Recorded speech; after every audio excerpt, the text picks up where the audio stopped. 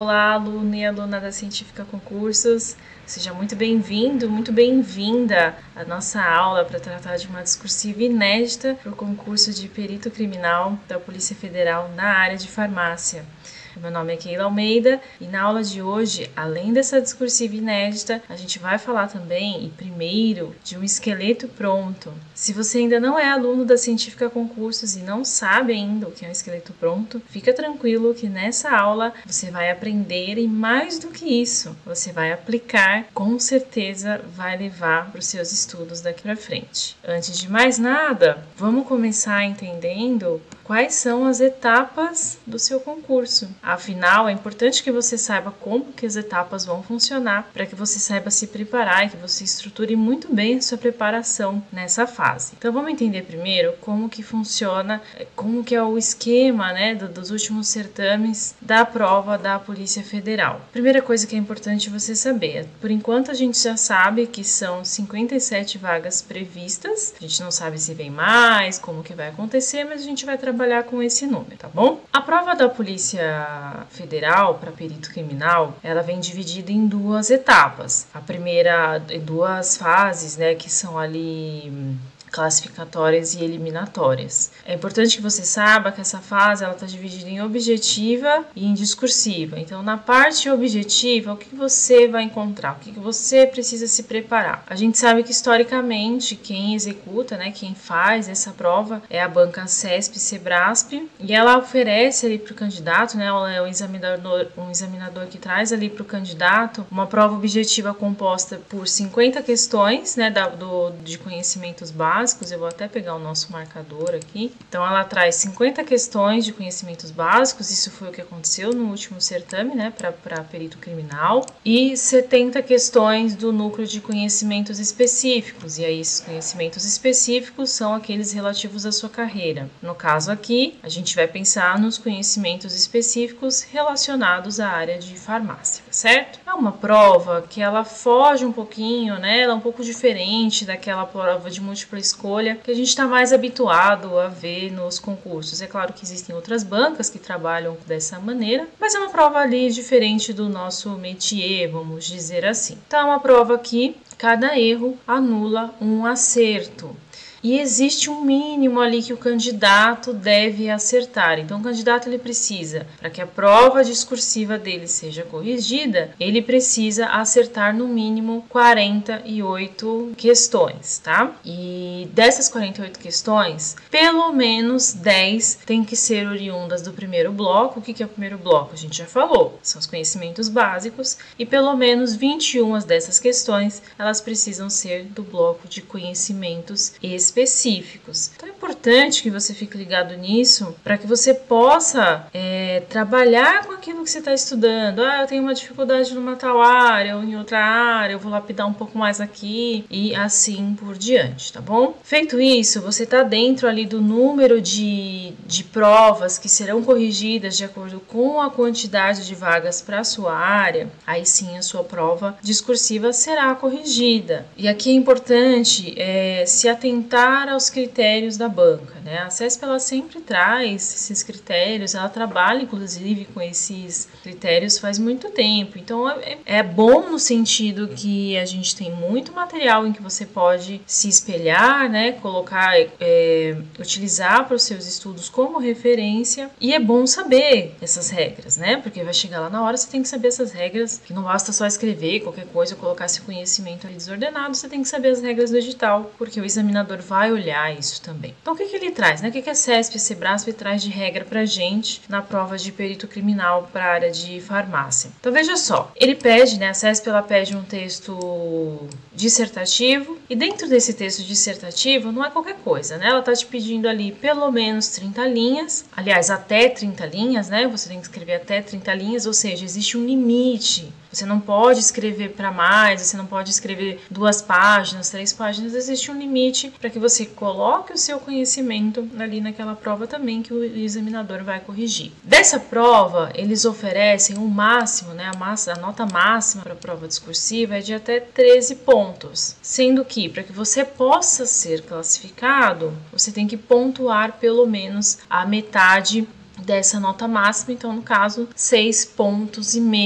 Então veja que existe uma proporção muito significativa na composição da nota final que é relativo àquilo que você consegue obter na prova discursiva, tá bom? É claro que existem outras etapas ao longo do certame, então tem a parte física, né, os testes físicos, teste psicológico, tem os exames médicos, provas de títulos, tudo isso vai auxiliar ali na parte classificatória, né? Tudo isso vai auxiliar ali na sua classificação. Só que a discursiva, a importância da discursiva, ela não para só aí. Então, por exemplo, se você chega lá na parte da classificação final e houve um empate, precisa estabelecer e precisa ter ali um critério de desempate, perceba que esse desempate ele pode te colocar tanto dentro do número de vagas imediatas ou no cadastro reserva, no caso nem sempre vem cadastro reserva, mas enfim, ou você pode estar dentro, né, dessas vagas imediatas que são ofertadas no próprio edital, ou você pode estar fora do número de vagas. Então perceba que esse critério para chegar na classificação final é muito importante.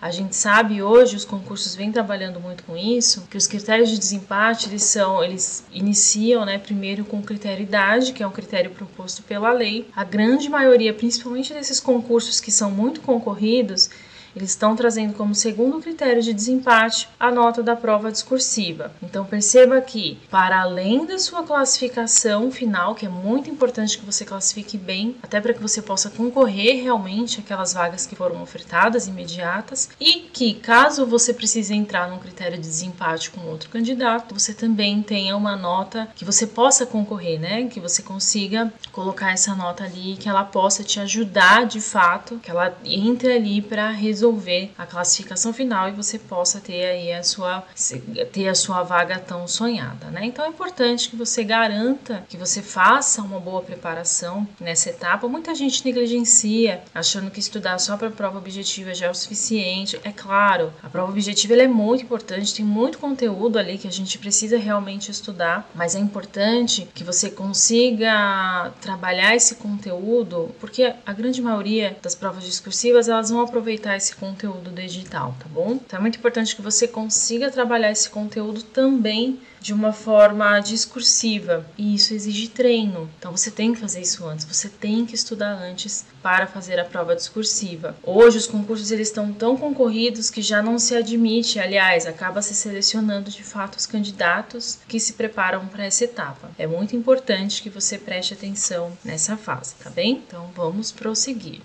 Eu trouxe aqui para vocês algumas dicas e são algumas dicas mesmo, tá, pessoal?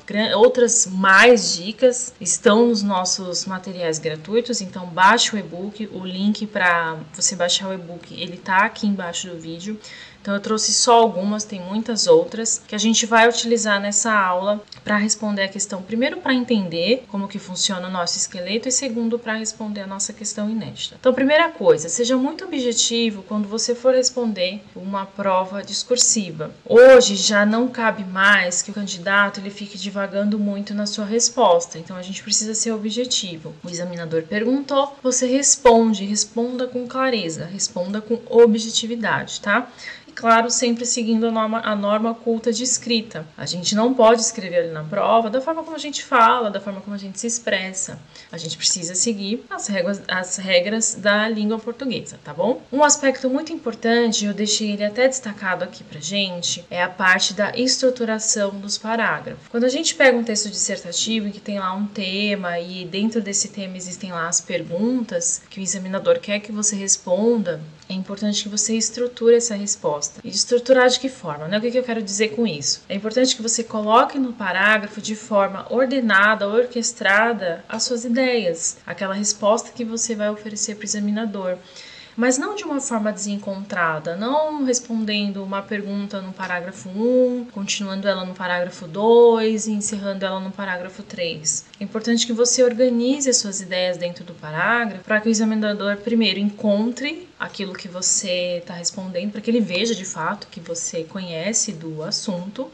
e segundo, para que ele entenda a sua ideia. Então é importante que você organize o seu parágrafo em partes, por isso que eu trago aqui para vocês a apresentação do aspecto, a gente já vai entender o que é, a parte do argumento e, quando necessário, também o fechamento. E claro, sempre fazendo o seu texto de uma forma que ele seja coerente, né? Que ele seja coeso. E como que a gente consegue essas características dentro do texto, até para pessoas que têm mais dificuldade de escrever, que não são tão habituadas assim?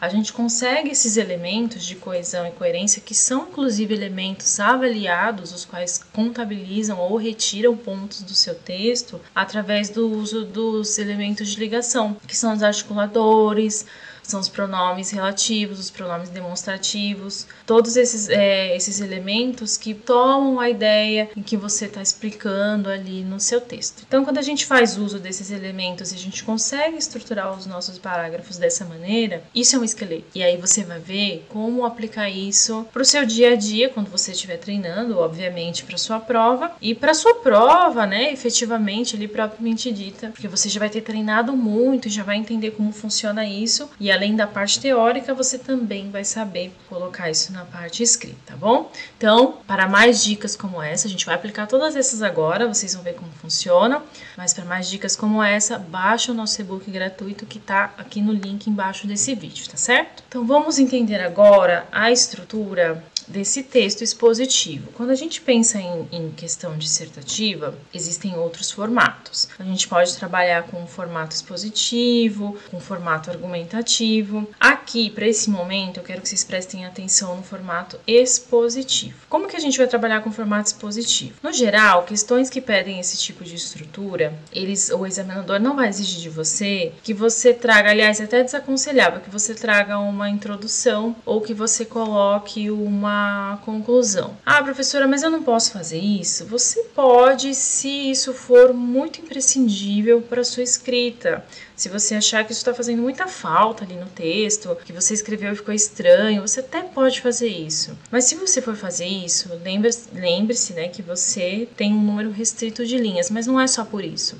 Se você for fazer isso, faça de uma forma mais enxuta, mais enxugada, em que você não gaste tanto tempo explorando aspectos da introdução ou aspectos de conclusão, como seria solicitado ali num texto argumentativo, algo que solicitasse mais a sua opinião. Em geral, questões de categoria expositiva, elas vão pedir para você conhecimentos relacionados à teoria, à técnica, à prática, científica, aquilo que você sabe, aquilo que é conceito. Então você não precisa ficar divagando muito em argumentos, aliás, argumentos sim, você não precisa ficar divagando muito em opiniões, você não precisa colocar a sua opinião. Por isso que é desaconselhável você coloque uma introdução ou um fechamento. De modo geral, o que você precisa guardar da estrutura desse texto expositivo? Quando a gente vai escrever um parágrafo, antes do parágrafo até, o ideal é que você responda ou construa o seu texto respondendo cada aspecto que foi perguntado pelo examinador, cada aspecto dentro de um parágrafo. E aí sim, no geral, quando a gente vai responder esse parágrafo, como que a gente vai colocar as ideias lá dentro? Lembra que eu falei para vocês que a gente não pode deixar jogado uma ideia que foi perguntada ali, sei lá, por exemplo, perguntar...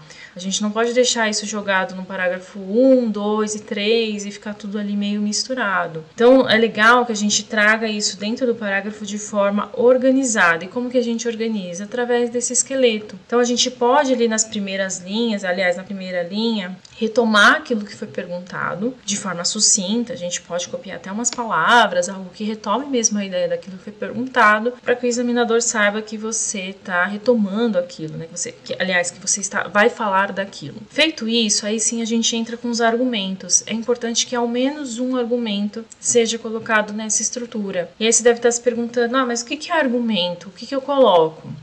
Entenda argumento como aquilo que o examinador está pedindo pontualmente. Então, por exemplo, ele pode estar pedindo para você uma definição. Às vezes ele deixa isso claro, às vezes fica um pouco mais implícito ali na questão, mas às vezes ele deixa isso mais claro. Mas o argumento pode ser uma definição, pode ser uma explicação, uma exemplificação, uma citação. Então todas essas são estratégias, são ferramentas para sua argumentação. É importante que você traga ao menos uma ali no parágrafo em que foi solicitado, né? Que aquele aspecto ou aquela questão foi solicitada. E como eu disse, fazer isso para todos os parágrafos. Como eu falei para vocês também, né? Só retomando para a gente poder fechar a ideia aqui, é importante que a conclusão é de fato desaconselhada e você só coloca de forma facultativa se você de fato achar que seu texto vai ficar melhor, que você vai ter um fechamento mais robusto, algo que vai ser relevante para o examinador. Se não for relevante, se você vai ver que aquilo é só para encher linha e você achar que o que você respondeu até então tá ok, tá maravilhoso, é mais fácil que você não coloque o encerramento, que você não coloque essa conclusão. Lembrem-se que,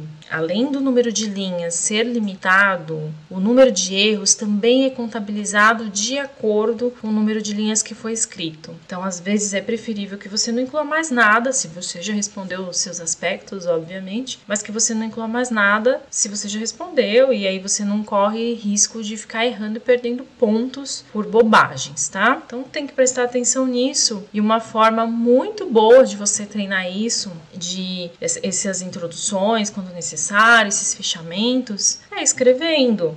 Então, você pode utilizar questões que já foram respondidas, questões inéditas dos materiais que nós temos na Científica Concursos. Então, aproveite esses materiais para treinar. É uma forma da gente minimizar e já ir mais preparado ali na hora que a sua prova estiver valendo. Fechou? Então, para essa dica do texto expositivo, não esqueça, já baixa o nosso e-book agora, dá uma pausa aqui no vídeo, entra no link aqui embaixo do nosso vídeo, baixa esse e-book, porque além de dicas sobre o texto expositivo, sobre esse esqueleto do texto expositivo que eu passei para vocês, tem dicas de outras categorias de textos, tá bom? Então agora que você já sabe, você já está preparado, já sabe o que é um esqueleto, como você vai organizar suas ideias, você já estudou para sua parte objetiva, todos aqueles conceitos da parte de conhecimentos específicos, então agora sim a gente vai para a nossa questão inédita. Bora lá! Então aqui está, vou até pegar a minha canetinha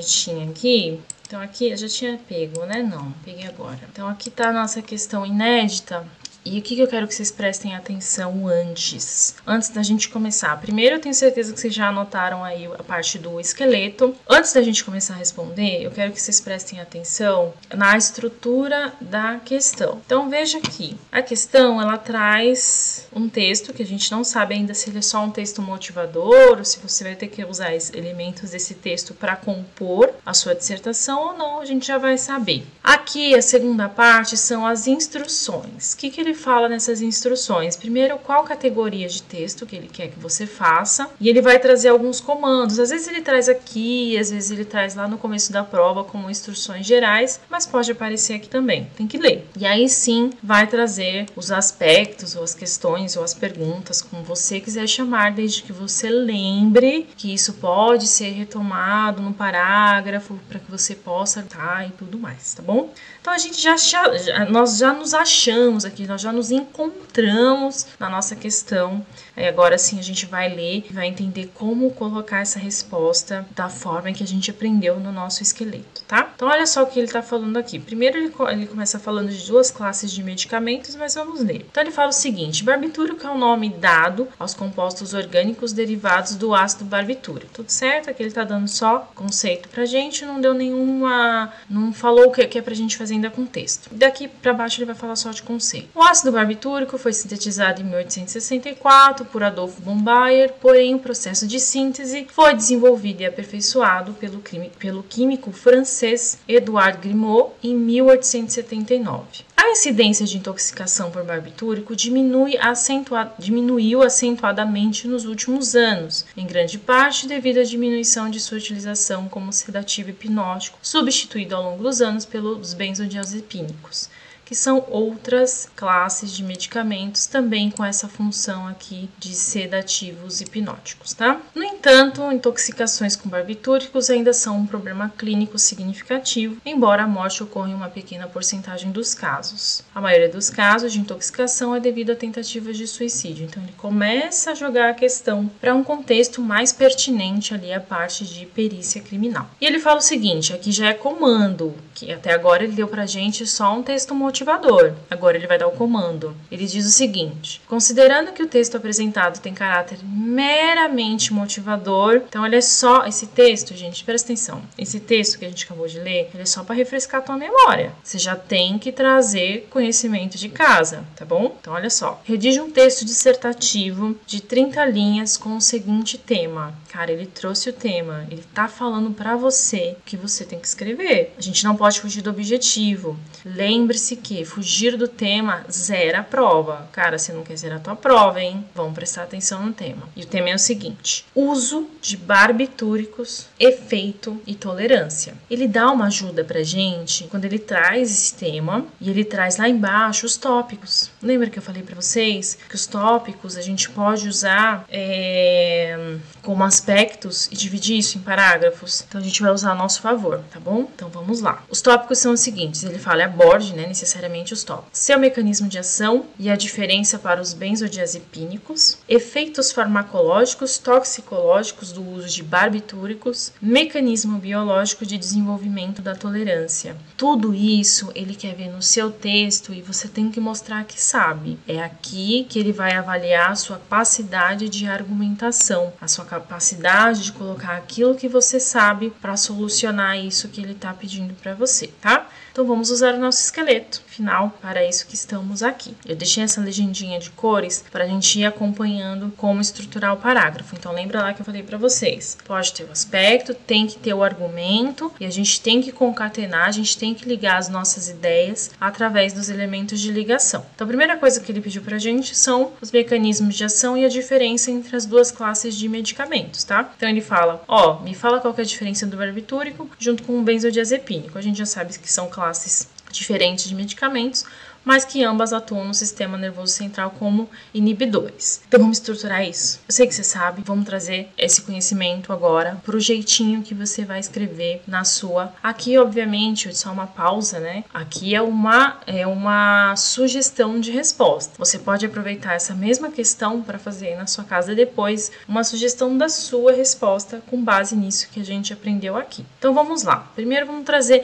ele traz de forma indireta o aspecto e já traz na sequência o argumento, tá? Vamos trazer a diferença dos mecanismos de ação dessas duas classes de medicamento. Então ele fala o seguinte, os barbitúricos são uma classe de medicamento depressora, isso é tudo conceito. Lembra que argumento é conceito, explicação, citação, exemplificação, são ferramentas. Então ele traz aqui, começa a trazer pra gente conceitos. Agem como antagonistas diretos de receptores GABA que, ao se ligarem, aumentam o tempo de abertura dos canais de íon cloreto, aumentando o influxo desse íon que, consequentemente, leva à hiperpolarização das células. Dá uma pausa aqui. Então, ele trouxe o conceito e ele disse como age. Então, ele está falando aqui dos barbitúricos. De outro modo, os benzodiazepínicos potencializam os efeitos do GABA, que é um neurotransmissor, por se ligarem a um outro acessório, no receptor GABA, de modo que a ligação ao neurotransmissor é facilitada e seu efeito agonista é realçado, aumentando a frequência de abertura, tá? Então a gente percebe que em termos de eficiência, os benzodiazepínicos são mais eficientes do que os barbitúricos. Então os canais eles permanecem abertos por mais tempo. Então ele traz aqui também o conceito e o efeito e compara as duas classes, que foi o que o item pediu. Maravilha, a gente trouxe argumento, concatenamos a nossa ideia. Testa na sua casa para ver como você escreveria, para você ver o estilo da sua escrita. Isso é importante também que você adapte isso. Claro, usando esse esqueminha, a sua chance de sucesso é muito maior. Então vamos para o segundo parágrafo. No segundo aspecto, ele pediu para a gente os efeitos farmacológicos e toxicológicos do uso dos barbitúricos. Lembra lá que o tema são os barbitúricos, né? E aqui a gente vê até um pouco mais claro a retomada do aspecto e o uso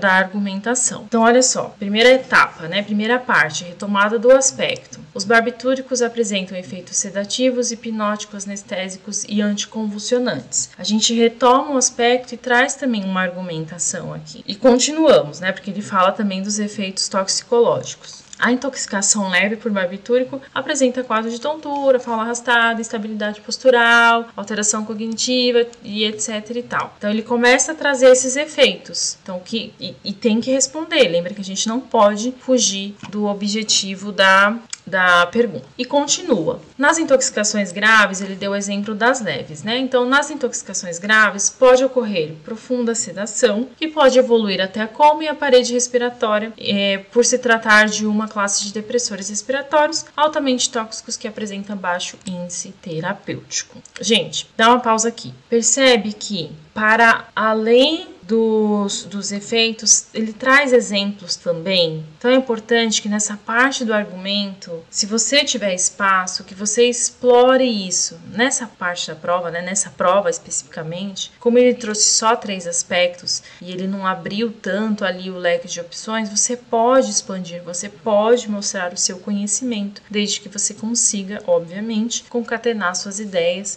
e organizar os seus parágrafos para que o examinador veja aquilo que você sabe e aquilo que ele está pedindo, para que ele veja que, olha, esse candidato aqui, essa candidata, ela leu o que eu estou pedindo e ela está colocando de fato aquilo que eu quero que ela demonstre ou ele demonstre o conhecimento. Tá bom? E por fim, vamos ao terceiro aspecto e, consequentemente, ao terceiro parágrafo. É interessante essa forma de trabalhar com cada aspecto, um parágrafo para cada aspecto, pelo aquilo que eu já falei, sendo até um pouco redundante. Quanto mais você organizar, quanto mais você tiver organizado as suas ideias ali, melhor vai ser para o examinador encontrar aquilo que ele te pediu e ele está procurando. Então é legal você fazer esse tipo de estruturação dos parágrafos, tá? Mas vamos para o terceiro parágrafo para a gente já encerrar aqui e você também poder treinar na sua casa. Então vamos lá. No terceiro, ele pedia o mecanismo biológico de desenvolvimento de tolerância. Lembra que lá no tema, ele deixou um tema, né? Você ainda lembra, né? Dos apontamentos era sobre a tolerância no caso do uso dos barbitúricos. Então perceba que aqui, quando você responder esse aspecto, você já está fazendo ali um fechamento sem a necessidade de fazer uma conclusão à parte. Ou seja, a conclusão seria para retomar os aspectos que você escreveu ao longo do desenvolvimento. Então perceba que você consegue deixar seu texto bonito, enxuto, objetivo. Você vai responder os aspectos sem precisar ficar floreando muito com introdução e conclusão, que não é nem muito aquilo que o texto expositivo pede, tá? Mas vamos voltar aqui. Então ele está pedindo mecanismo biológico de desenvolvimento e de tolerância. Retoma a ideia, coloca o argumento, os argumentos e junta isso com os elementos, tá? Os elementos articuladores. Então ele diz o seguinte: os barbitúricos são associados com rápido desenvolvimento de tolerância, que predispõe à ocorrência de síndrome de abstinência com a sua interrupção. Então ele está falando aqui do mecanismo biológico de tolerância. E continua: a tolerância está associada com a modulação neural dos receptores GABA pela redução progressiva de concentração plasmática do fármaco. Por quê? Aí você está explicando.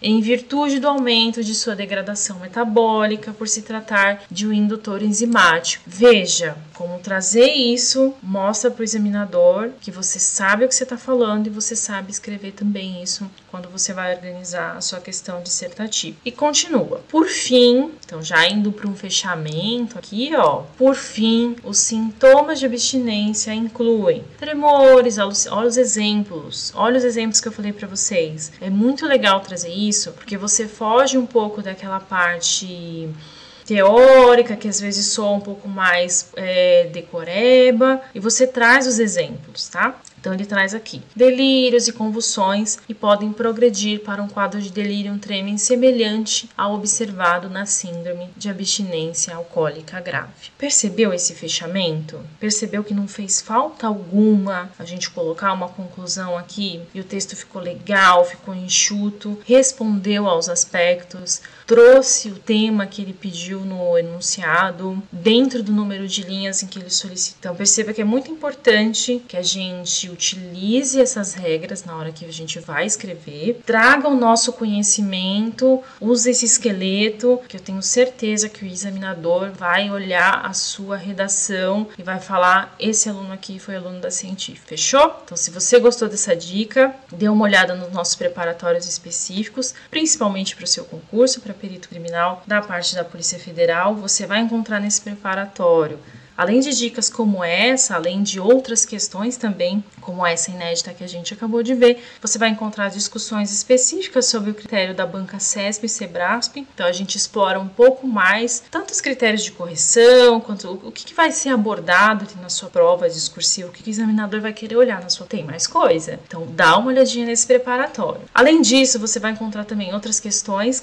inéditas como essa, como questões de outros concursos com resoluções comentadas. Então você pode fazer aí na sua casa, você pode fazer o seu preparatório, né? Você pode se preparar fazendo as suas próprias respostas e comparando também com modelos sugeridos, tá bom? Você vai encontrar palavras-chave, apostas de outros temas de discursivas, temas inclusive que você pode treinar também, tá?